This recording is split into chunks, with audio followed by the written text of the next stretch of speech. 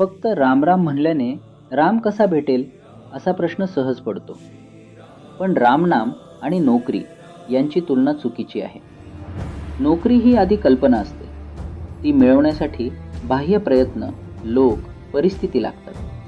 म्हणजे सूक्ष्मातून स्थूलाकडे जाणं. पण रामनाम याच्या अगदी उलट आहे. राम म्हणणं म्हणजे देहबुद्धीतून बाहेर पडत, स्थूलातून सूक्ष्माच्या पलीकडे जाणं, स्वतःचा विसर होणं. भरलेलं घर रिकामं करणं सोपं असतं.